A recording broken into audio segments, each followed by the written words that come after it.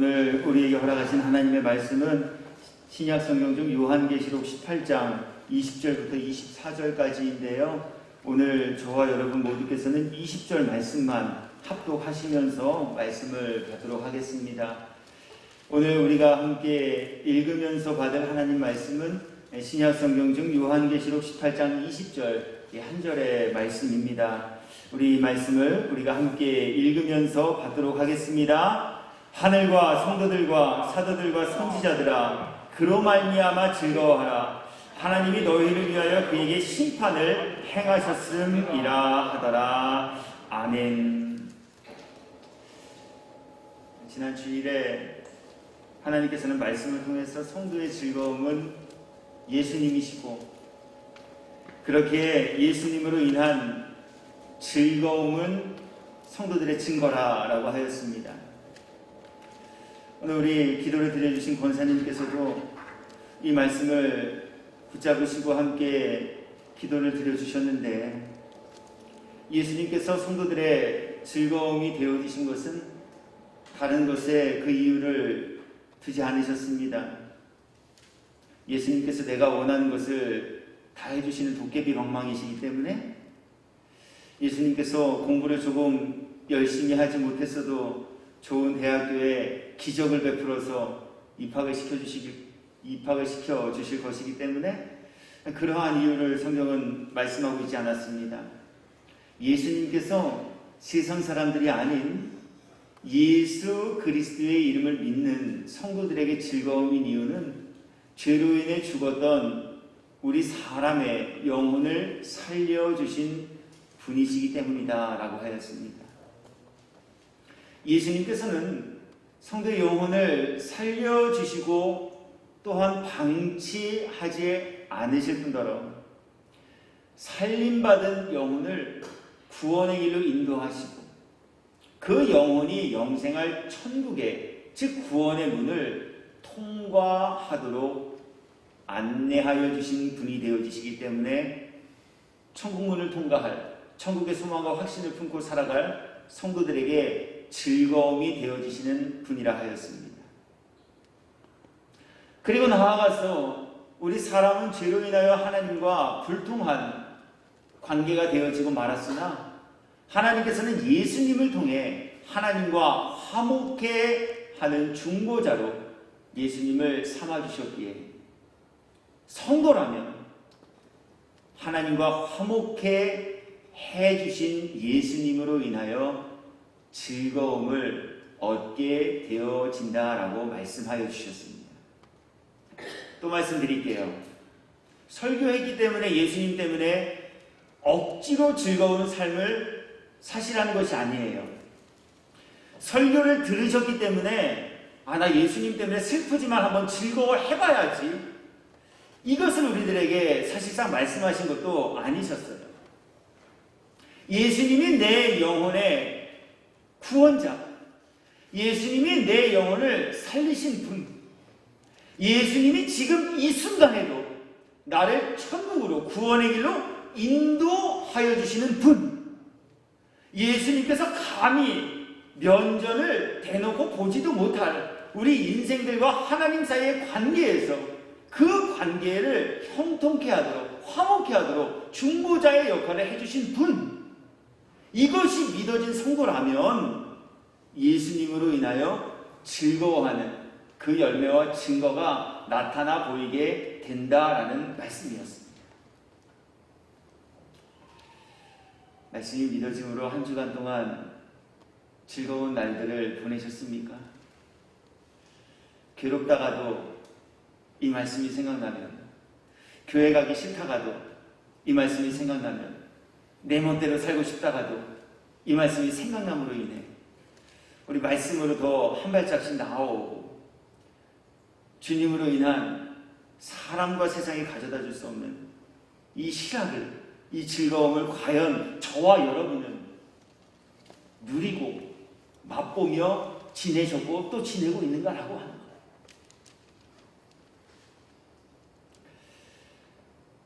말씀을 대언한 저로서는 간절히 바라는 한 가지가 있는데, 그것은 주님 나라 가는 그날까지 성도된 저와 여러분에게 있어서 즐거움이 바로 주님께서 우리에게 내려주신 이 은혜로움이 되어질 수 있기를, 예수님 때문에 우리 모두가 늘 즐거워하며 하나님의 말씀대로 살아갈 수 있는 이들이 되어지기를 주 예수 그리스도의 이름으로 축복합니다.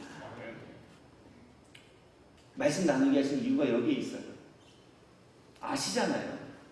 설교하게 하신 이유가 바로 여기에 있단 말이에요.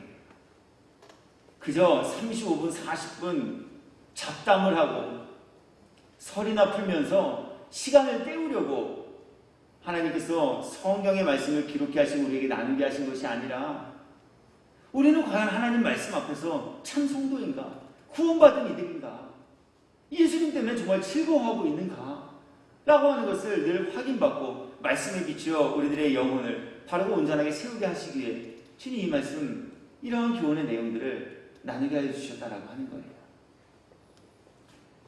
그리고 이제 오늘은 하나님께서 동일한 본문을 통하여서 성도의 또 다른 즐거움, 즉 성도의 또 다른 증거됨이 무엇인가라고 하는 것을 우리에게 알려주고 계신데요.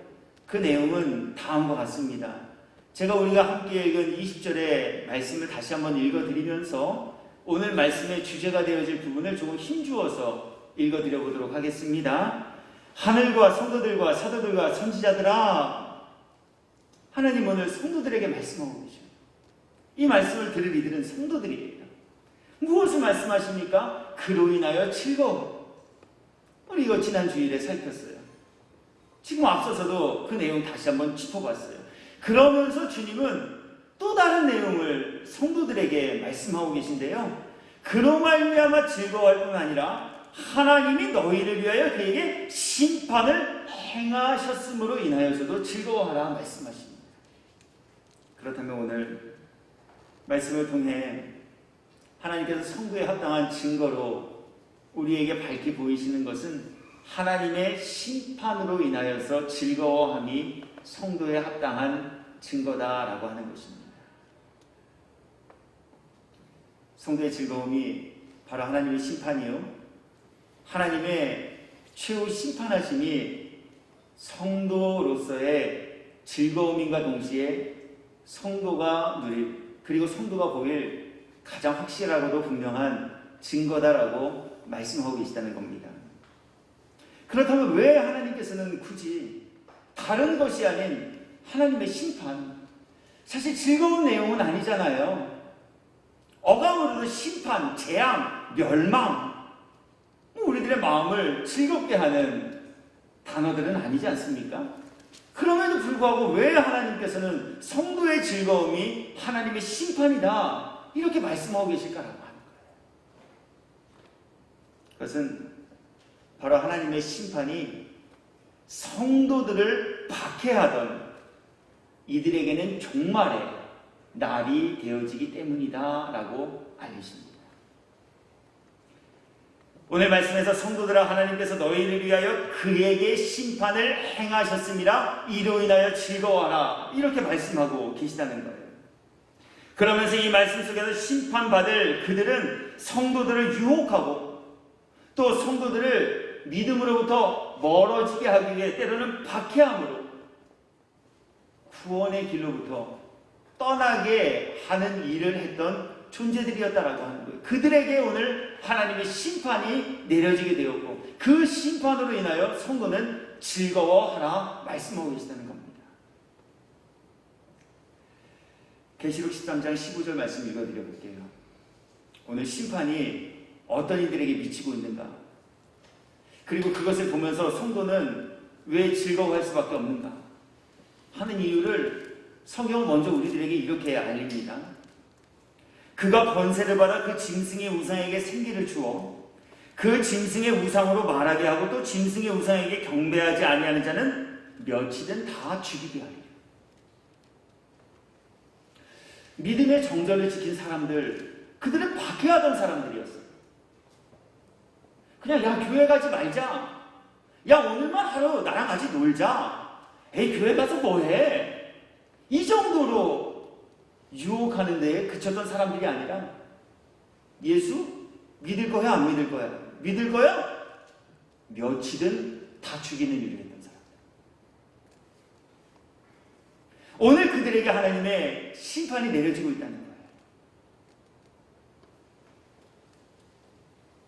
하나님께서는 그러므로 최후 심판대의 성도들을 박해했던 이들이 심판을 당하게 되어질 것이고, 이 심판으로 인해 성도를 박해하던 이들은 영원히 자취를 감추게 되어질 것이므로, 성도는 하나님의 최후의 심판의 날이 기대되어질 뿐 아니라 성도는 대적자들의 멸망으로 인해 즐거워하게 될 것이다 라고 하는 것이 오늘 말씀이 주시는 내용이다 라고 하는 거예요.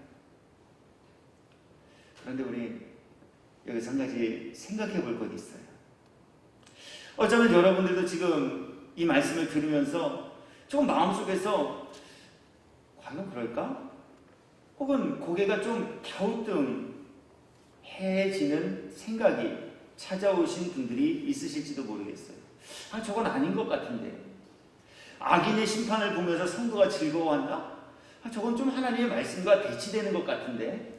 이런 생각을 가진 분들이 계실지도 모르겠어요. 왜냐하면 하나님께서는 저와 여러분 모두에게, 아니 성도된 이들에게 원수를 사랑하고 너희를 박해하는 자를 위해 기도하며, 심지어는 원수가 멸망당하는 것을 보고 악인이 하나님께 벌을 받는 것을 보면서 즐거워하지 말라, 이렇게 말씀하셨기 때문에 그래요. 말씀이 앞뒤가 안 맞아요. 어디에서는 원수를 사랑하라 그랬다가 오늘은 성도의 원수와 성도의 대적인 이 악인이 심판을 받고 멸망당하는 것으로 인하여 성도는 즐거워하고, 말이 앞뒤가 안 맞잖아요. 그럼에도 불구하고 오늘 하나님께서는 악인에게 임할 최후의 심판이 성도의 즐거움이다 라고 말씀하고 계시다라고 하는 거예요.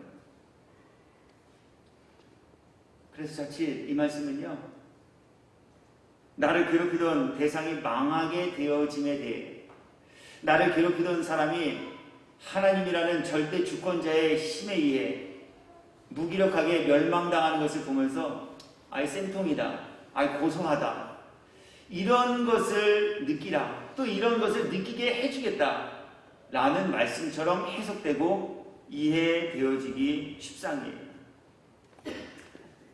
그러나 주님은 결국 그러한 것을 우리들에게 알리시기 위해, 또 그러한 마음 품음이 성도에 합당한 증거됨을 우리들에게 알리시기 위해 이 말씀을 우리에게 전하게 하신 것은 아닙니다.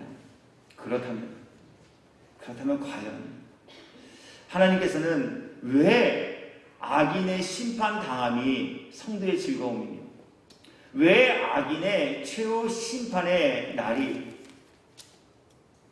성도에게 있어 즐거워해야 할 날이 되어질 것인가? 또 왜 그것이 성도의 합당한 증거가 되어지는가? 라고 하는 부분에 관하여서 이제 저와 여러분 모두에게 교훈의 내용 함께 살피며 나누게 하여 주실 것입니다. 오늘 말씀을 전하며 나누는, 그러므로 저와 여러분 모두께서 오늘 말씀을 통해 우리 모두에게 주시는 교훈의 내용 무엇인지 바르게 깨달아 알 수 있는 지혜 명철 이분이들이 되시고, 또 저와 여러분 모두에게 주님은 다시 한번 성도에 합당한 증거됨을 보이시며 우리에게는 과연 그 열매가 있는가 라고 하는 것을 묻고 계시니, 우리 주님의 이 물음 앞에 주님께서 찾으시는 열매를, 또 성도에 합당한 증거를 보여드릴 수 있는 믿음 가진 이들 모두가 되시기를 예수님의 이름으로 축복합니다. 그렇다면 성도에 합당한 증거, 그것은 과연 어디에 있는가? 오늘 말씀을 통해서 주님은 성도에 합당한 증거가 바로 하나님의 말씀이 성취됨으로 인해 즐거워함에 있다라고 말씀합니다. 성도의 증거는요, 하나님의 말씀이 성취되어지는 것으로 인한 즐거움이다라고 하는 거예요. 오늘 하나님의 최후의 심판은 즉흥적으로 이루어진 것이 아닙니다.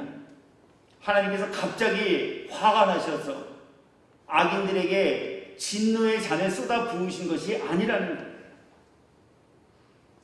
악인에 대한 하나님의 심판이 임하게 될 것은 하나님께서 창세 이후로부터 이미 말씀을 통해 모든 이들에게 알려주신 하나님의 계획하심이었습니다. 그동안 우리가 살펴본 계시록에서도요, 하나님께서는 악인에게 결코 회복되지 못할 최후의 심판이 임하게 될 것을 계속해서 말씀하셨습니다. 그러면서 하나님께서는 그러므로 악인의 멸망에 참여하는 이들이 되지 말 것도 우리들에게 말씀하셨습니다.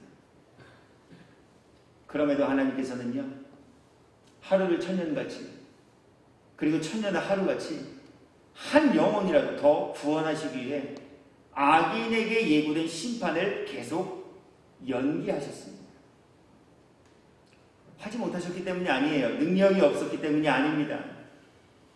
겁박만 하시고 말로만 위협하시고 멸망을 내리지 않은 것이 아니라 하나님께서는 한 영혼이라도 더 구원하시기 위해 악인들에게 미칠 최후의 심판의 날을 계속하여서 연기하고 지연시켜오고 계셨다라고 하는 거예요.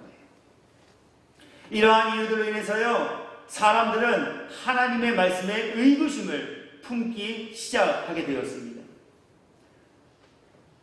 멸망시킨다고 해놓고서 멸망도 안 시키고, 벌써 성경이 2000년 전에 쓰여졌는데 2000년이나 지났는데 하나님의 말씀 도대체 언제 성취된다는 거예요. 세상에 종말이 온다고 했는데, 큰 성 바벨론이 하루아침에 무너지게 되어진다고 했는데 하나님 말씀 그거 언제 성취되는 거야? 혹시 그거 거짓말 아니야? 혹시 이거 허풍 아니야? 이러한 마음의 생각들을 품게 되었다라고 하는 거예요. 제 이야기가 아니에요. 그럴 수도 있을지도 모르겠다라는 가정도 아닙니다. 성경이 그렇게 증언하고 있습니다. 말씀을 통해 소개해드리죠. 베드로후서 3장 8절 이후의 말씀입니다. 사랑하는 자들아, 주께는 하루가 천년 같고 천년이 하루 같다는 이 한 가지를 잊지 말라. 주의 약속은 어떤 이들이 더디다고 생각하는 것 같이 더딘 것이 아니라 오직 주께서는 너희를 대하여 오래 참으사 아무도 멸망하지 아니하고 다 회개하게 이르기를 원하십니다. 계속 최후의 심판을 뒤로 미루고 계셨어요. 무엇 때문에요? 한 영혼이라도 더 구원하시기 위해서 말이에요. 그럼에도 불구하고 하나님의 약속의 말씀이 즉각적으로 실현되어지지 않음 앞에 사람들은 하나님의 말씀이 파기되었다라고 여기는 마음을 품고 살게 되었다는 거예요. 더 나아가서는요, 악인들이 활보함에도 불구하고 하나님의 진노와 하나님의 심판이 즉각 그들에게 내려지지 않음으로 인하여서 사람들은 도리어 악인의 형통을 은근히 부러워하는 마음까지도 품게 되어졌다라고 하는 거예요. 잠언 24장 1절 말씀입니다. 너는 악인의 형통함을 부러워하지 말며 그와 함께 있지도 말지. 악인의 형통을 부러워하지 말라는 말씀을 우리들에게 주신 이유가 어디 있겠습니까? 이 말씀 앞에 악인들의 형통을 부러워하는 마음을 품은 이들이 있음을 주님은 아시기 때문에 악인들의 형통을 부러워하지 말라라고 말씀하고 계시다는 거예요. 아니, 어쩌면 악인들이 더 잘 되는 것 같아요. 일요일에 애쓰고 힘써서 교회에 나온 나보다 일요일에 교회에 나오지 않는 사람들이 더 잘 먹고 잘 사는 것 같아요. 뭔가 나름대로 열심히 신앙생활을 유지하는 나보다 절에 다니고, 아니 뭐 아무 종교도 갖지 않은 무교인들이 더 행복하고 재밌고 더 잘 사는 것 같아요. 너무 충격적인 소식 하나가 오늘 말씀을 준비하면서 저는 떠올려지게 됐어요. 대한민국 성인 남녀 20대에게 설문조사를 했습니다. 만약 당신에게 돈 10억을 준다면 당신은 그 10억을 받고 악한 일을 저지르고 감옥에 갈 의향이 있습니까? 절반 이상의 답변자들이 그렇게 할 의향이 있다라고 답변했답니다. 그것이 더 좋은 거예요. 그것이 더 좋아 보이는 거예요. 죄를 지어도 내가 돈을 많이 벌 수 있다면, 악한 일을 해도 내가 남들보다 더 물질적으로 풍요로운 삶을 영위할 수 있다면 그것 아무 상관없다라고 하는 거예요. 오늘 성경이 그것을 말하고 있잖아요. 너는 악인들의 형통함을 부러워하지 말라.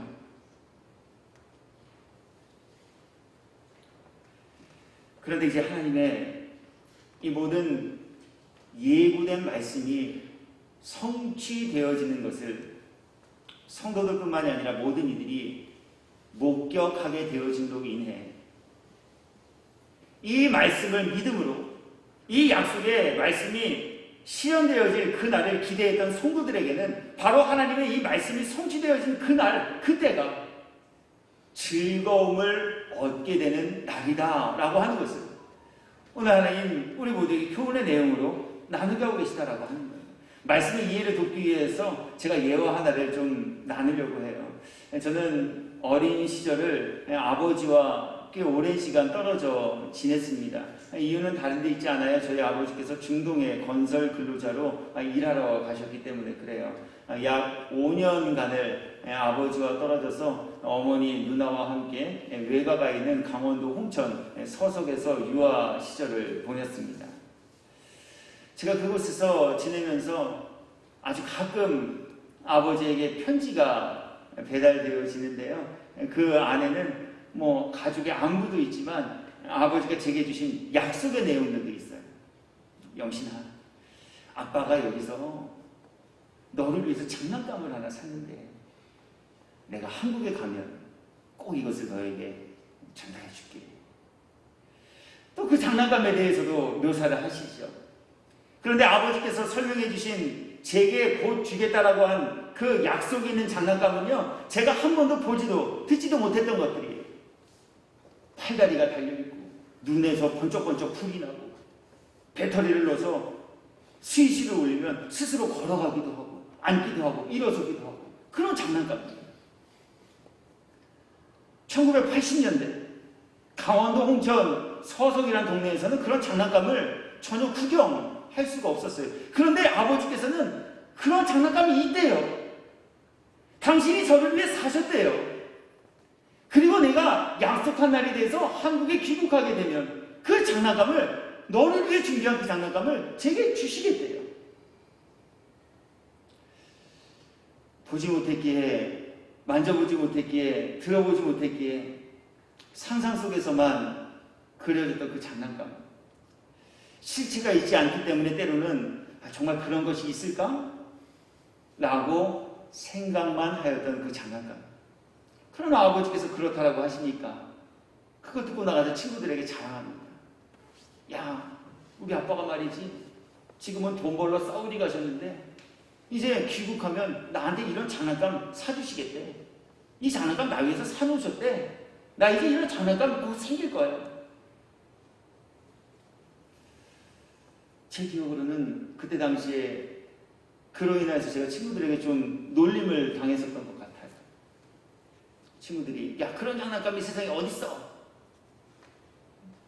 고작해야 막대기 깎아서 산으로 들러 뛰어다니면서 소총놀이나 하던 그 시골 아이들에게 눈에서 불이 번쩍번쩍 나고 스스로 움직이는 그런 로봇 장난감. 저도 믿어지지 않는데 그 친구들이라고 믿어졌겠느냐라고 하는. 야, 니네 아빠 너한테 거짓말한 거야. 우리 아버지를 거짓말쟁이로 보이기도 하고 더 나아가서는 우리 아버지를 허풍쟁이로도 몰아세우는 그 친구들.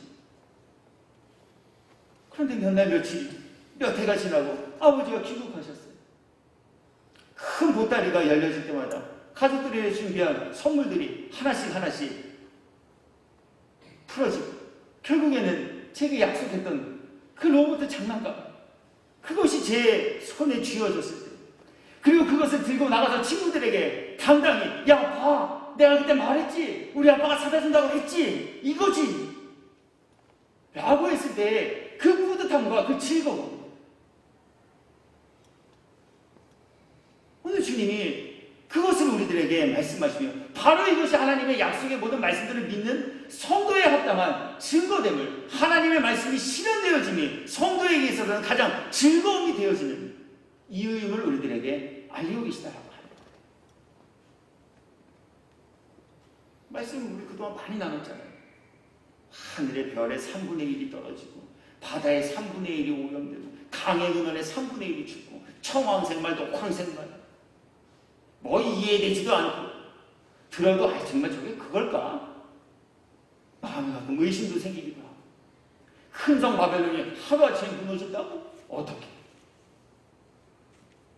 말씀 의구심을 품을 수밖에 없었던 그 모든 내용들이, 그 모든 말씀들이, 그 모든 약속들이 성취되어짐을 우리들이 목격하게 된다.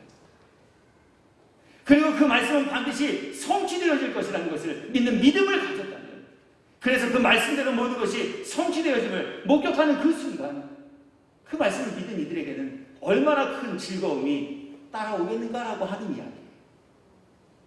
바로 이것이 나를 괴롭히던 악인들이 이제 심판에 받아 망하게 됐으니 아이고 고소하다, 아이고 잘됐다, 아이고 즐겁네, 이러한 느낌을 갖게 하는 즐거움이 아닌 하나님의 모든 약속의 말씀이 성취되어짐을 목격한 성도들의 마음에 주님이 심겨주시는, 품게 하시는 즐거움의 마음이요. 그러므로 하나님의 모든 약속의 말씀이 실현됨으로 인해 즐거워함이 성도에 합당한 증거라는 교훈을 오늘 우리 모두에게 나누게 하여 주셨습니다. 그래서요, 성도는 이 모든 약속의 말씀들이 실현되어짐을 믿기에, 또 그것이 실현되어짐을 볼 때마다 즐거워합니다. 마태복음 5장 4절 이후의 말씀을 읽어드릴게요. 먼저 말씀부터 읽어드리고 이후에 소개와 설명을 조금 더 드려보도록 하겠습니다. 주님의 말씀이에요. 심령이 가난한 자는 복이 있나니 천국이 그들의 것이며, 이렇게 말씀하시면서 산 위에서 설교하시는 주님의 설교 내용이 쭉 소개됩니다. 그러면서 10절 이후에 기록된 말씀을 보니까 주님이 이렇게 말씀합니다. 의를 위하여 박해를 받는 자는 복이 있나니 천국이 그들의 것입니다. 나로 말미암아 너희를 욕하고 박해하고 거짓으로 너희를 거슬러 모든 악한 말을 할 때에는 너희에게 복이 있나니 기뻐하고 즐거워하라. 하늘에서 너희의 상이 큽니다. 그래서 성도는요, 주님 때문에 박해를 받을 때 즐거워하는 열매를 맺게 되어져요. 왜요? 박해받음이 큰 상을 받기 위해 나아가는 길과 과정됨을 믿기 때문에. 이것이 예수 밖에 있는 이들과 예수 안에서 하나님의 말씀을 믿는 믿음을 가진 이들의 가장 분명하고 확실한 차별이자 증거되어진다라고 합니다. 환난받을 때 모두가 아프고 슬퍼해요. 이것은 예수를 믿는 이나 믿지 아니하는 이나 사람의 육신을 가지고 있다면 모두가 고난과 고통을 회피하고 싶어요. 고난과 고통 앞에서 모두가 슬퍼할 수밖에 없어요. 그러나 예수 믿는 이들의 가장 확실한 증거, 예수 밖에 있는 이들과 예수 안에 있는 이들 간의 가장 분명한 차이점, 그것은 말씀을 믿기에, 주님 때문에 박해를 받는 그 순간이 큰 상을 받는 자리로 나아가는 과정임을 알기에 오히려 그 순간에 주님의 말씀대로 기뻐하며 즐거워하는 열매를 맺게 된다는 거예요. 교회 밖에 있는 사람과 교회 안에 있는 사람의 차이가 어디에 있겠습니까? 술, 담배 안 하는 거예요? 여러분, 예수 안 믿는 사람들도 술, 담배 안 하는 사람들 많아요. 도둑질 안 하는 거예요? 예수님 안 믿는 사람들도 도둑질 안 해요. 예수님 믿기 때문에 도둑질하고 예수님 안 믿는다고 도둑질을 막 합니까? 아니에요. 기부하는 거예요? 예수 안 믿는 사람들도 기부 더 많이 합니다. 그렇다면 예수 믿는 이들과 예수 믿지 않는 이들의 가장 분명하고도 확실한 차이, 그 증거는 무엇 되겠는가라고 하는 거예요.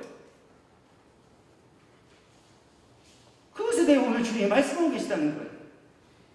주님의 말씀이 믿어짐으로 그 약속의 말씀을 믿는 믿음 안에서 세상 사람들과 구별된 증거가 성도에게는 반드시 있다는 거예요.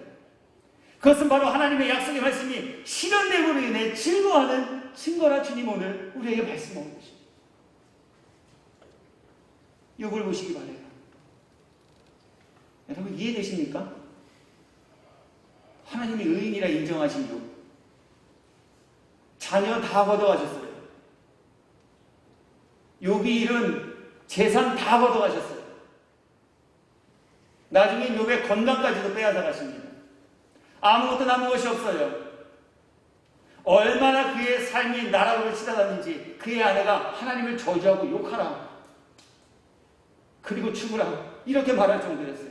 욥 자신도 자신의 태어난 날을 스스로 저주하며 나의 생이 여기에서 끝마쳐졌으면 좋겠다라는 마음을 품을 만큼 욥은 고통과 고난 속에 내버려지게 되었어요.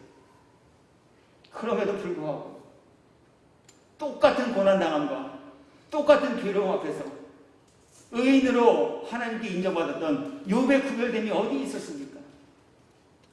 주께서 나의 가는 길을 아시나니 내가 이 모든 고난과 연단과 시련의 과정을 통과하는 이 단련을 받은 이후에는 내가 정금같이 나아가죠.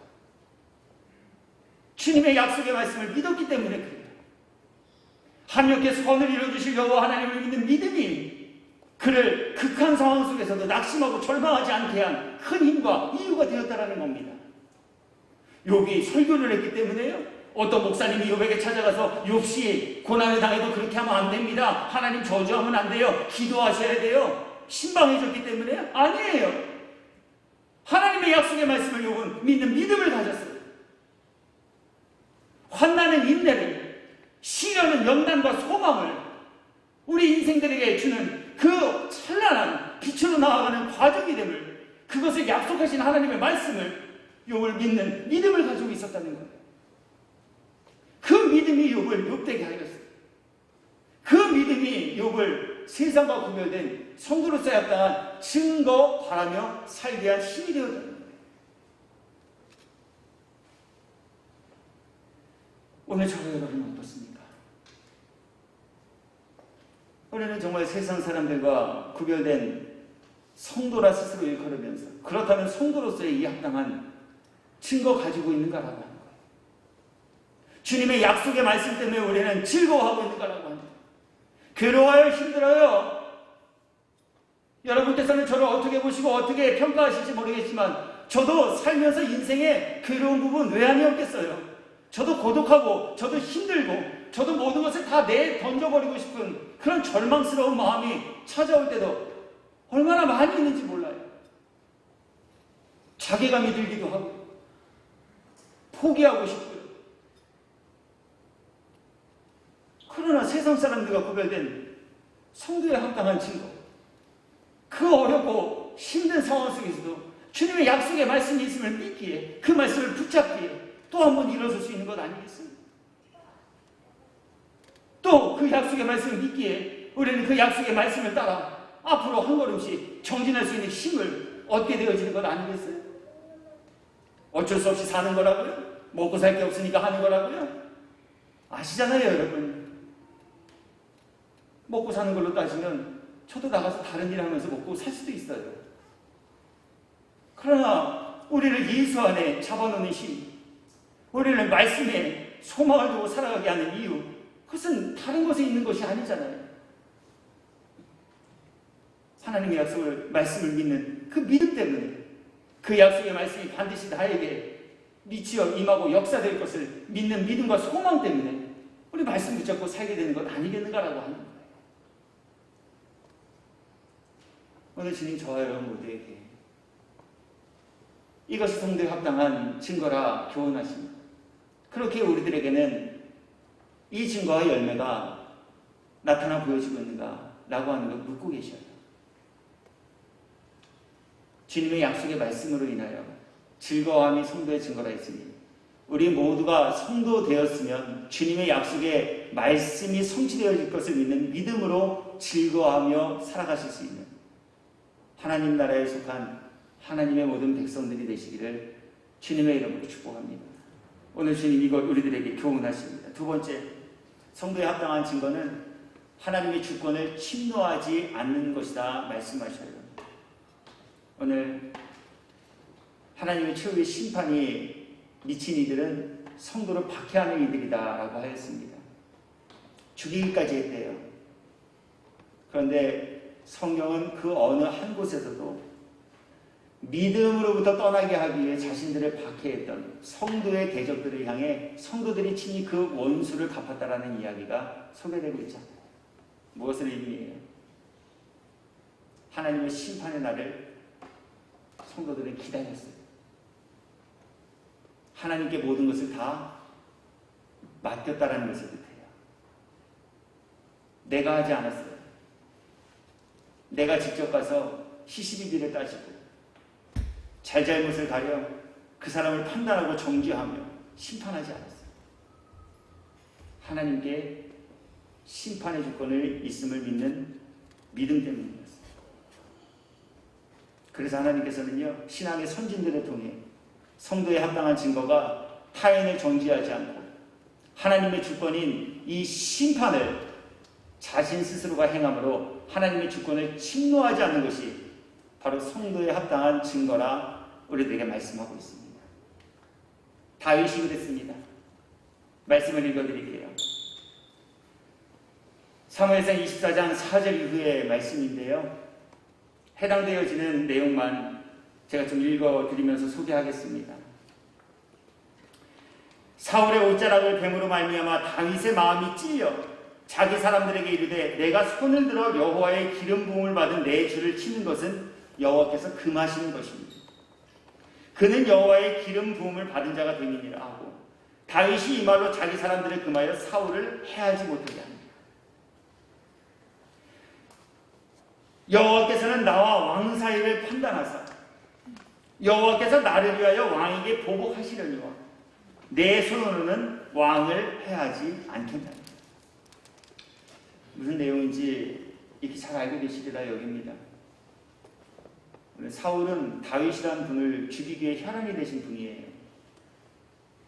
많은 군사들을 동원해서 다윗을 죽이는 일들까지도 실행에 옮긴 분이 사울이에요.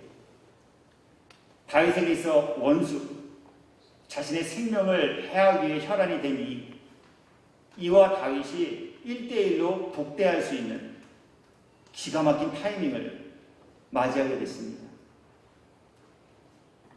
주변 사람들이 이야기합니다. 하나님께서 다윗 왕을 위하여서 예비한 시간입니다. 하나님께서 당신의 원수를 해할 수 있는 절호의 기회를 당신에게 주신 것입니다. 무엇을 망설이십니까? 가서 당신의 원수를 이제 물리치시고 평화로운 삶을 살도록 하십시오. 이때 다윗이 그렇게 하지 않아요. 왜 그렇습니까? 오늘 다윗이 그 이유를 이렇게 고백하고 있는 거예요. 여호와께서는 나와 왕 사이를 판단하사. 사람이 판단하는 건 아니에요. 누가 보아도 하나님이 기름 부어 세운 다윗을 대적하는 사울, 나쁜 사람이에요. 벌받아야 마땅할 사람이에요. 없어져야 충분할 사람이에요. 다윗은 명분도 가지고 있었어요. 그러나 하지 않으셨어요. 왜 그래요? 그 판단은 자신에게 있는 것이 아닌 주변 사람들에게 있는 것이 아닌 여호와 하나님께 있음을 믿는 믿음을 다윗은 가지고 계셨기 때문입니다. 이것이 성도의 가장 합당한 증거라 주님 말씀하셔요. 세상 사람들은 다 자신들의 기준으로 원수 갚아요.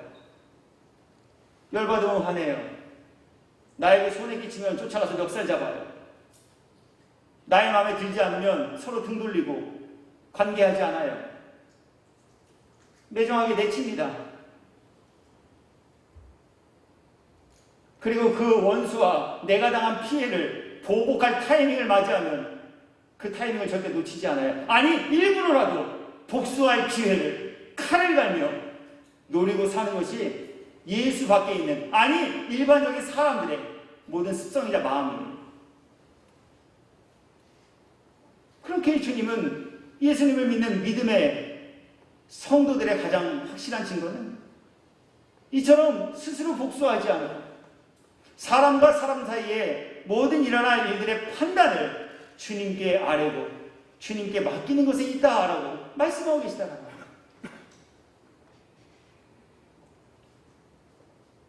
요셉 얘기도 조금 소개해드려볼까 해요. 요셉은요, 하나님께로부터 꿈과 비전을 받은 이유로 인해 그 형제들에게 미움을 당해 인신매매 당하여 애굽이라는 나라에 종으로 팔려가는 일을 당했던 분이에요. 누구에게요? 형제들에게요. 그런데 세월이 지나 전세가 역전되었습니다. 요셉은 막강한 권력을 가진 위치에 오르게 되었고요. 그 형들은 비록 형제였으나 동생이었으나 요셉 앞에서는 꼼짝달짝도 할 수 없는 지극히 연약한 자리에 머물게 되었어요. 전에는 당신들이 힘이 있어서 동생 요셉을 잡아 구덩이에 집어 던지고 그를 종살이로 팔아넘기는 인신매매 일을 했을지 모르나 지금은 천세가 완전히 역전돼 버렸다고요. 그래서 요셉 앞에 늘 자신들의 죄가로 인해 자신들에게 어떠한 피해가 따라오지 않을까, 요셉이 언젠간 이 원수됨을 갚지 않을까 하는 두려운 마음을 가지고 형제들은 지내셨어요. 바로 그때 두려워하는 이 형들에게 요셉이 두려워하지 않아도 될 이유에 관하여서 이렇게 이야기합니다. 창세기 50장 14절 이후의 말씀이에요. 역시 해당되어지는 구절만 읽어드리면서 소개합니다. 요셉이 아버지를 장사한 후에 자기 형제와 호상군과 함께 애굽으로 돌아왔더라. 요셉의 형제들이 그들의 아버지가 죽었음을 보고 말하되 요셉이 혹시 우리를 미워하여 우리가 그에게 행한 모든 악을 다 갚지나 아니할까? 요셉에게 말을 전하여 이르되 당신의 아버지가 돌아가시기 전에 명령하여 이르시기를 너희는 이같이 요셉에게 일어나 내 형들이 내게 악을 행하였을지라도 이제 바라건대 그들의 허물과 죄를 용서하라 하셨나니 당신 아버지의 하나님의 종들인 우리의 죄를 이제 용서하소서. 요셉에 가서 이 얘기한 거예요. 아버지 사랑하지? 너가 사랑하는 아버지가 유언으로 남기신 내용이 있어. 그것은 우리가 비록 너에게 못된 짓을 했더라도 너를 인신매매해서 팔아넘겼다 할지라도 그거 우리들에게 안갚음하지 말라고 아버지가 유언으로 남기고 돌아가셨어. 그러니까 너 아버지 사랑한다면 우리들에게 안갚음하지 말아줘. 이 얘기했다는 거예요. 그랬더니 요셉이 무엇이라고 대답합니까? 요셉이 그에게 하는 말을 들을 때에 울었더라. 그의 형들이 또 친히 와서 요셉의 앞에 엎드려 이르되 우리는 당신의 종들이니이다. 요셉이 그들에게 이르되 두려워 마소서. 내가 하나님을 대신하니까. 이 한마디에 모든 것이 담겨 있어요. 자신에게 악행을 행했어요. 그러나 자신에게 행한 그 모든 악행의 보응은 내가 하는 것이 아닌 하나님이 하실 몫이라는 거예요. 그러니 당신은 하나님이 하신 그 몫을, 하나님의 주권을 침노하지 않겠다는 거예요. 이것이 성도의 증거예요. 교회 다니는 것이 성도의 증거가 아니에요.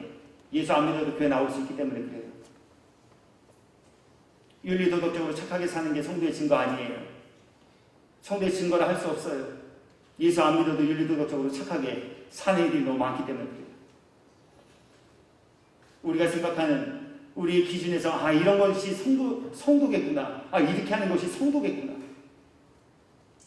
오늘 주님은 말씀으로 다시 한번 우리에게 성도에 합당한 증거 무엇인지 바르고 정확하게 알려주고 계신 거예요.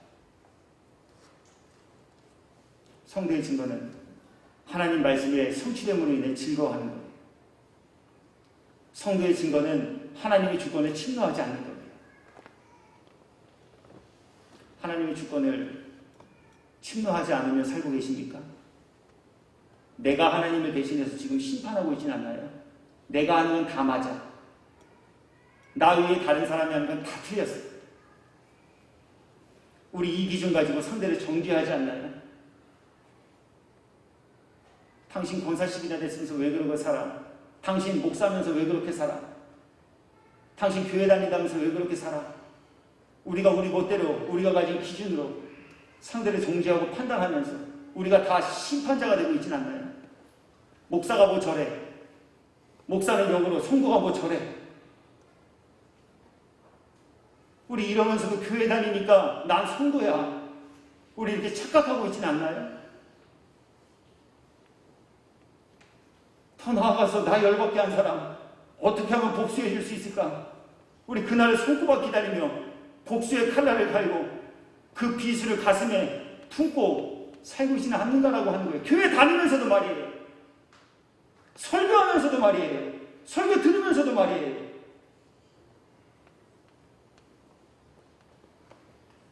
오늘 주님은 이렇게 외식하는 이들, 그리고 스스로 착각하며 성도인 줄로 생각하며 살아가는 이들에게 성도로서의 합당한 증거 무엇인지 가르치시며, 우리는 그렇다면 과연 성도인가?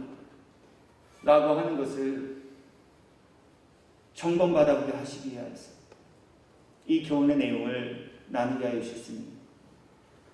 어제까지, 아니 오늘 말씀을 나누기 전까지 그렇지 못하셨다면 이제 이 시간 이후부터 성도에 합당한 증거가 이것이라 했는데, 주님, 제게는 아직 이런 증거가 없습니다. 성도 되기 원합니다. 성도가 되어야 하겠습니다. 성도가 될 수 있도록 도와주십시오. 불의한 것 버리고 거듭난 새 신령 되게 하사 성도 삼아주신 하나님의 은혜를 구하고 입은 저와 여러분 모두가 되시어서 우리 그날에 하나님의 심판과 진노의 잔이 있는 자리에 머무는 이들이 아닌 구원받은 이들에 위하여 예비한 천국에서 영생의 기쁨과 영생의 복락을 입고 누리며 지내시기 합당한 장수에 속한 사랑하는 모든 지체의 성도들이 되시기를 예수 그리스도의 이름으로 축원합니다.